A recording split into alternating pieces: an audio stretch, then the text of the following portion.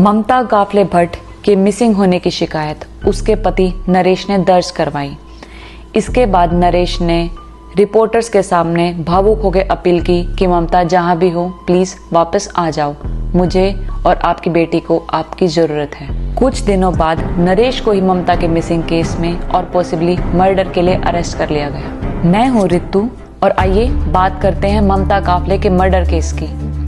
ममता काफले भट्ट नेपाल की एक 28 वर्षीय युवती।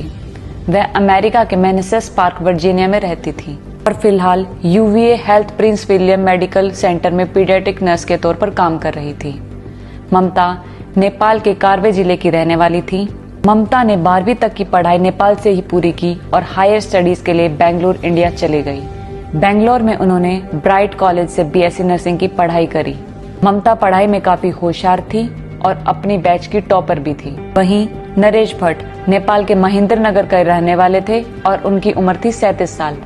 नरेश ने 2016 में इलेक्ट्रॉनिक डाइवर्सिटी वीजा प्रोग्राम के थ्रू यूएसए आए थे और यह प्रोग्राम होता है जो कि नेपाली सिटीजन्स को यूएसए में रहने और काम करने की सुविधा देता है। नरेश ने 2017 में यूएस आर्मी रिजर्व ज्वाइन की और वो था एक automatic logistic specialist department 92A। लेकिन उसने आर्मी रिजर्व ज्वाइन करी थी, जिसका मतलब यह होता है कि आपको रोज जॉब पे जाना नहीं होता, सिर्फ आपकी जरूरत होती है तभी आपको इमरजेंसी के टाइम जॉब पे बुलाया जाता है। यूएस आर्मी रिजर्व में होने के दौरान आप कोई भी सिविलियन जॉब कर सकते हैं। ममता काफले भट्ट और नरेश भट्ट की शादी एक अरेंज मैरिज थी।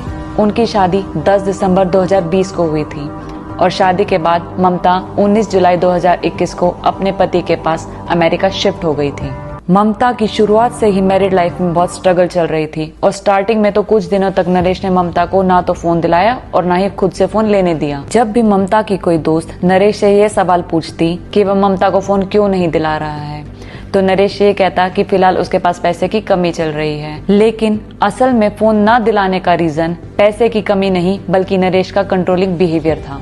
और इसी स्ट्रेस के माहौल में उनके घर एक बेटी का जन्म हुआ जिसका नाम रखा नीमा। लेकिन नरेश का बिहेवियर बिल्कुल भी नहीं बदला। उसके मारपीट का सिलसिला यूं ही जारी रहा और उनके रिश्ते में और भी तनाव बढ़ गया। जब ममता काम पर गई और उसके चेहरे पर मारपीट के निशान दिखाई दिए तो उसके वर्कर ने उसे बोला कि तुझे इस रिश्ते में रहने की कोई जरूरत नहीं है, तू या तो फिर हमारे पास रह ले या अलग से कोई अपार्टमेंट ले ले। और एक बार तो ममता मान गई अलग होने के लिए, लेकिन फिर उसने सोचा कि अपनी शादी को एक मौका और देना चाहिए, क्या पता सब ठीक हो जाए। सारा घर का काम ममता अकेली ही करती थी। नरेश बच्चे को देखने तक में भी उसकी मदद नहीं करता था। ममता वीक में सिर्फ 2 बार काम पे जाती थी और जब जब वह काम पे जाती तो नरेश उसे पहले ही धमकी दे देता कि अगर तुम बच्चे को छोड़कर काम पर जाओगी तो मैं बच्चे को कस्टडी में दे दूंगा। यहाँ तक कि नरेश ने अपने और ममता के ज्वाइंट अकाउंट से भी सारे पैसे विड्रॉ कर लिए थे। जब ममता 1 और 2 अगस्त को अपने शिफ्ट पर नहीं गई तो उसके कलीग ने उसके फोन पर कॉल किया तो ममता ने फोन पिक नहीं किया। ये बात उन्हें बहुत ही अनयूजुअल लगी क्योंकि ममता ने अब तक बिना बताए एक भी बार शिफ्ट नहीं छोड़ी थी। इसलिए उन्होंने पुलिस से वेलनेस चेक के लिए रिक्वेस्ट की। वेलनेस चेक के टाइम नरेश ने पुलिस को बताया कि दोनों अलग होने वाले हैं और फिलहाल ममता उसके साथ नहीं रहती। और उसने ये भी बताया कि ममता कहीं बाहर घूमने गई है, शायद न्यूयॉर्क या फिर टेक्सास।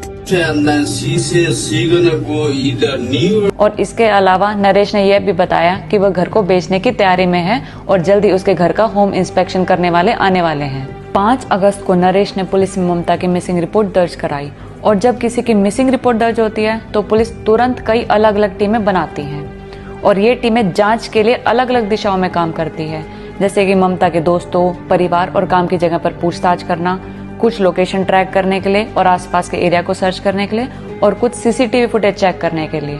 लेकिन नरेश ने मिसिंग कंप्लेंट इतनी लेट दर्ज कराई थी कि पुलिस की नजर में थोड़ा सस्पिशियस हो गया और उसकी बातों और बिहेवियर में भी बहुत डिफरेंस था। जब पुलिस ने जांच शुरू करी तो पता चला ममता आखिरी बार 27 जुलाई को अपनी ड्यूटी पर गई थी और उसकी आखिरी बातचीत 28 जुलाई को अपने किसी दोस्त के साथ हुई थी। इसके अलावा एक रिपोर्टर को नरेश ने बताया कि उसने ममता को आखिरी बार 31 जुलाई को देखा था, वो भी अपने मैसेस पार्क वाले घर में डिनर करते टाइम। नरेश की गतिविधियों को देखते हुए पुलिस ने एक टीम उसकी निगरानी के लिए अलग से तैनात की और उसकी हर हरकत पे नजर रख रही थी। जैसे कि नरेश कहाँ जा रहा है, ऑनलाइन क्या सर्च कर रहा है। जांच के दौरान पता चला कि 30 जुलाई को नरेश ने गूगल पर सर्च किया कि उसके घर के आसपास चिकन फार्म कहाँ है, और माना यह जा रहा है कि उसने ये इसलिए सर्च किया ताकि ममता के बॉडी पार्ट्स को काटकर वो वहां फेंक सके। उसी दिन नरेश को ग्लव्स, ट्रैश बैग और 3 पैक वाला एक नाइफ सेट खरीदते हुए भी देखा गया। इसके बाद जब उसने अपनी बेटी को बेबी सिटर के घर से पिक किया तो उसे सीसीटीवी फुटेज में एक बड़े ट्रैश बैग को ले जाते हुए भी देखा गया, और बेबी सिटर ने यह भी बताया कि उस दिन नरेश थोड़ा नर्वस लग रहा था। यह सारी एक्टिविटीज नरेश को शक के घेरे में ले आई। इसके साथ ही पुलिस ने 100 से अधिक लोगों से पूछताछ करी और 10 से अधिक सर्च वारंट जारी किए, जिसमें नरेश और ममता का घर भी शामिल था।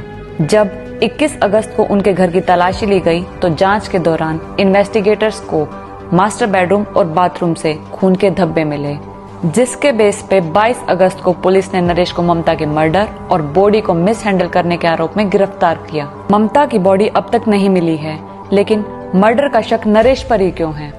इसका पहला कारण है खून के धब्बे। पुलिस ने ममता के बाल, ममता का पर्सनल सामान, उनकी मां गीता, भाई महेश और उनकी बेटी के डीएनए सैंपल लिए, और इस डीएनए का कंपैरिजन उन खून के धब्बों से किया जो उनके बेडरूम और बाथरूम से मिले थे। इसके अलावा एक आरी जिस पे खून लगा था, और सीसीटीवी फुटेज में नरेश को एक कचरे का बैग फेंकते हुए देखा गया, जिसमें खून से सने कपड़े, बाथरूम का मैट और अन्य संदिग्ध चीजें मिली थी। इन सब का डीएनए ममता के डीएनए से 100% मैच हुआ, जो कि नरेश के खिलाफ मजबूत सबूत साबित हुआ। दूसरा, सस्पिशियस चीजें जो सामने आई वह थी नरेश द्वारा की गई ऑनलाइन सर्च हिस्ट्री। इन्वेस्टिगेशन के दौरान यह पाया गया कि नरेश ने अप्रैल 2024 में गूगल पर कुछ संदिग्ध चीजें सर्च की थी, जैसे कि लाइफ पार्टनर की मृत्यु के बाद दूसरी शादी करने में कितना टाइम लगता है, और लाइफ पार्टनर की मृत्यु के बाद डेथ का क्या होता है। तीसरा, ममता के मिसिंग होने के तुरंत बाद नरेश को सफाई का सामान और एक चाकू का सेट खरीदते हुए देखा गया, जिसमें 3 चाकू थे, लेकिन जब घर की तलाशी ली गई तो केवल एक ही चाकू बरामद हुआ। चौथा, सीसीटीवी फुटेज में नरेश को एक कचरे का बैग फेंकते हुए देखा गया, जिसमें खून से सने कपड़े, बाथरूम मैट और अन्य कई संदिग्ध चीजें थी, जिससे यह साबित होता है कि नरेश ने सबूत को नष्ट करने की कोशिश की है। पांचवा, अहम सबूत यह है कि ममता की मिसिंग रिपोर्ट इतनी देर से क्यों दर्ज कराई गई। ममता को आखिरी बार 27 जुलाई को उसकी ड्यूटी के दौरान देखा गया था। फिर एक हफ्ते से भी ज्यादा के टाइम के बाद 5 अगस्त को ही मिसिंग की रिपोर्ट दर्ज क्यों कराई गई। 22 अगस्त को नरेश की गिरफ्तारी के बाद ममता की मां और मामा ने इमरजेंसी वीजा के लिए अप्लाई किया। फिलहाल ममता की 1 साल की बेटी उनके साथ अमेरिका में है और वे उसकी देखभाल कर रहे हैं। मेनेसेस पार्क पुलिस डिपार्टमेंट के चीफ मारियो लुगो ने बताया कि इन्वेस्टिगेटर्स के अकॉर्डिंग ममता की हत्या 29 जुलाई की रात या फिर 30 जुलाई की सुबह हुई थी। खून के धब्बों के आधार पर यह कंक्लूजन निकाला गया कि ममता की बॉडी को ड्रैग करके उसके बेडरूम से बाथरूम ले जाया गया। इन्वेस्टिगेशन के दौरान मेडिकल टीम ने यह कंफर्म किया कि घर में मिले खून की मात्रा से यह संकेत मिलता है कि ममता को लगी चोट इतनी गंभीर थी कि वो जिंदा तो नहीं होगी। नरेश इस समय बिना जमानत के जेल में है। नरेश पर फर्स्ट डिग्री मर्डर, शव को छिपाने और शव के साथ दुर्व्यवहार करने, मतलब कि शव को काटने के गंभीर आरोप लगे हैं। नरेश भट्ट का जूरी ट्रायल 8 सितंबर 2025 के लिए तय किया गया है, जो कि लगभग 4 हफ्ते तक चलने की उम्मीद है। आपको ये स्टोरी कैसी लगी कमेंट करें, लाइक करें, अपने दोस्तों के साथ शेयर करें। ऐसी और स्टोरी सुनने के लिए सब्सक्राइब करें और बेल आइकन को दबाना ना भूलें।